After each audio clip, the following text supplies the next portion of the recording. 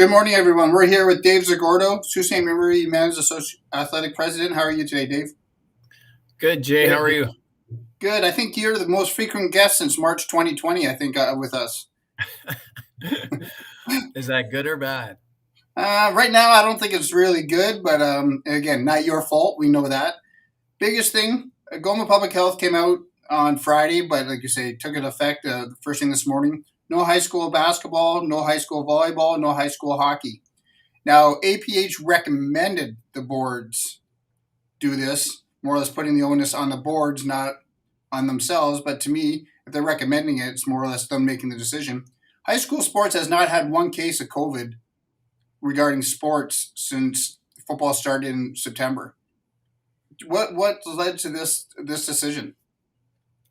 That's a very good question. And as president of the Men's Athletic Association, we are asking these questions, and our administration really just follows the recommendations of Algoma Public Health.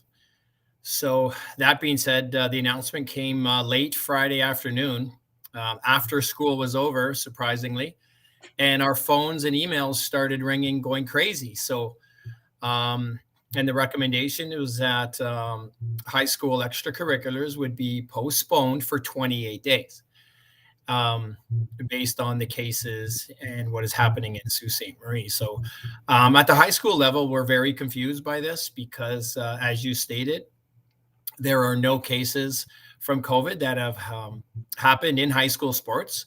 Since August 30th, we have followed APH guidelines and our board guidelines, following protocols and procedures. And I think we've done an outstanding job in girls basketball, football. And now we're moving on to girls volleyball, boys basketball, wrestling, hockey. Everything has been fantastic up to this point. And Friday, we were very shocked by the announcement. Kids are so disappointed right now. They're very, very upset. And so we're dealing with that as well. And they're asking questions, and we don't have answers. And that's it. Going Public Health isn't providing them, or they're just not saying what's going to happen. They're just saying they need 28 days to figure something out. And I know it's not the high school level, that our case number in Sault Ste. Marie is high per capita. I understand that. But, you're punishing high school student athletes who have done, an outstanding job following protocols since the start of school. And you're taking away something that they absolutely love to do. And you just took it away, and for really no reason. And they're going to say our community numbers are high, and that's great. But nothing has come from high school sports. And so it's very frustrating. And the students today are absolutely just demoralized right now.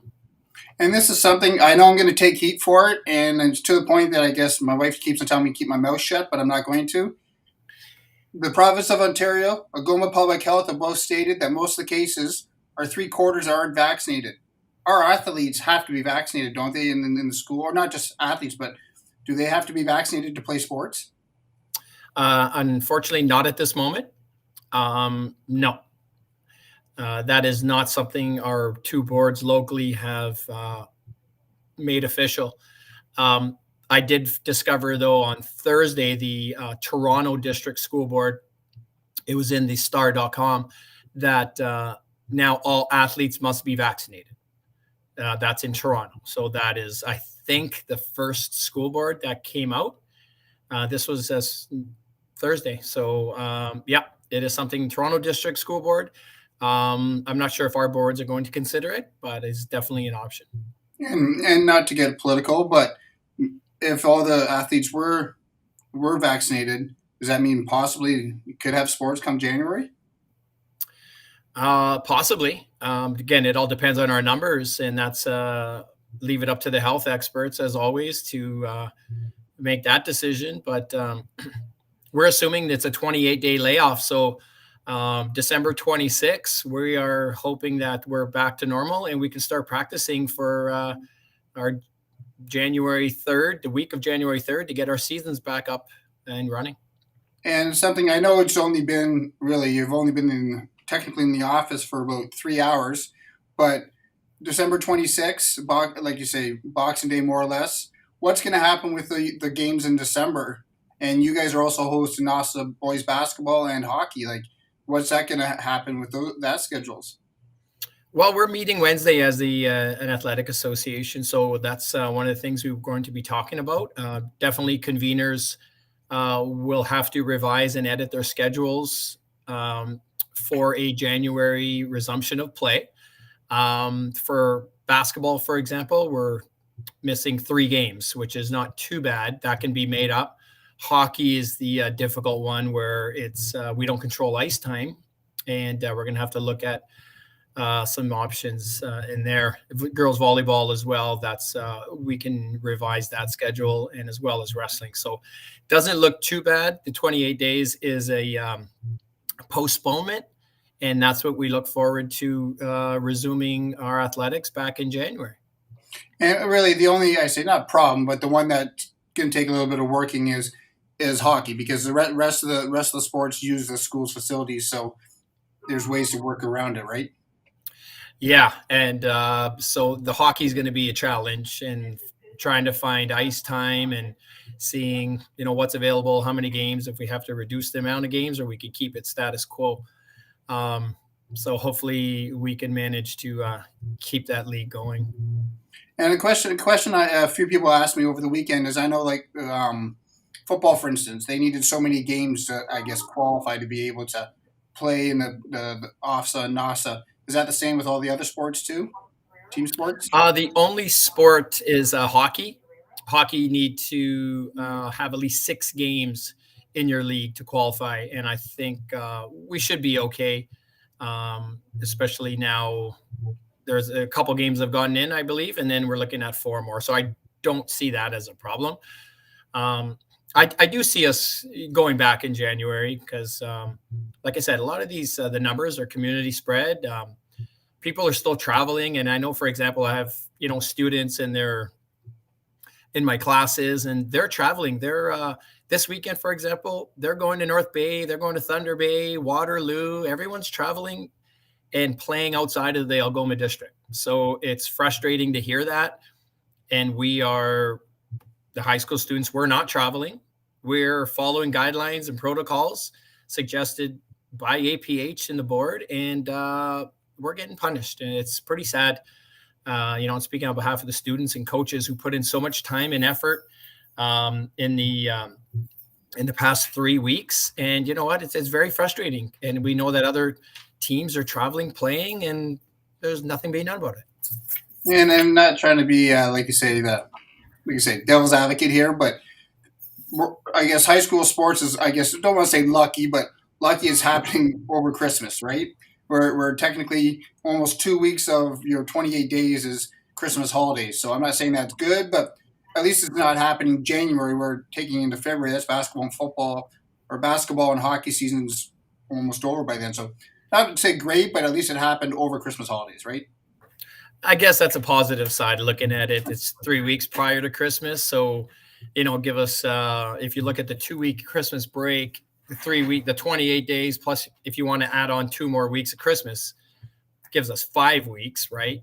I think that was an intentional planning of these 28 days. But again, Christmas time, what happens? Everyone gets together, family and friends, and it's going to be nuts, right? People traveling in and out of town. So I don't know. I just want the kids to get back on the ice, back on the court, and let's just get back to what we've been doing for the past 4 months.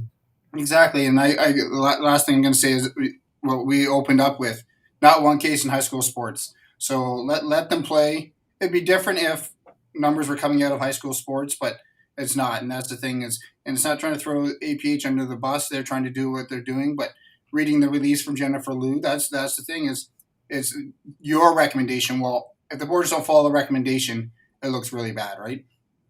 Yeah, I guess the board, their hands are tied. So I understand their decision, but again, we're fighting to keep the kids to practice right now because no competition or play, but they've been practicing 3 to 4 weeks for volleyball season, hockey season. We started badminton, wrestling. We're full fledged, And now to just stop absolutely everything is just punishing for all the kids to be doing nothing for 3 weeks. And then you actually have Christmas. So it's going to be 5 weeks of the student athletes doing nothing. And we don't want that, because then that's how injuries occur. And you know what? We want to, maintain their physical and mental well-being, and let's just keep them playing. We don't want them at home in front of a computer or on their phones. We want to keep them active. Exactly, and I go back the other way. The Sioux Pee Wee, for instance, released over the weekend, and I say their ages are 4 or 5 to 13 years old, the odd 14-year-old, depending on the birth dates. They've canceled their games, but they're still allowing them to practice. In high school, usually high school sports, and I talked to a bunch of, we streamed, Sioux Sports streamed 7 games over the weekend, so we talked to a lot of athletes, and they said we all hang out together as the teams, so we're together all the time. So if the 4 to 13-year-olds are allowed to practice, high school should be allowed to, right? And that's what we're hoping, the decision. So I know our admin council is meeting tomorrow. That's something that they will be discussing, and at least allow us to practice. And we'll maintain our social distancing. We'll wear masks, and no games, but just focus on skill development, something that we've been doing and getting ready for the season. I think that's very, very important right now for the kids. And that's what we talked about this last time you're on. Is it's not the most greatest way to play, but we use a mile south, I guess you say, in the United States. A lot of leagues have been and still are playing with masks on. So if you have to practice with a mask on, at least they're getting to play their sport or practice their sport, right? Absolutely. I even talked to kids Friday, even this morning. If you're allowed to practice or play with a mask on, would you? They said absolutely, as long as they get to play. They'll do anything to play. Exactly. Well, Yeah. Dave, thank you for taking your time, and like I say, maybe we'll hear a little bit more after this Wednesday about what's happening with high school sports. Absolutely. I will definitely keep you in the know. Thank you, Jay. Thank you. All right. Take care.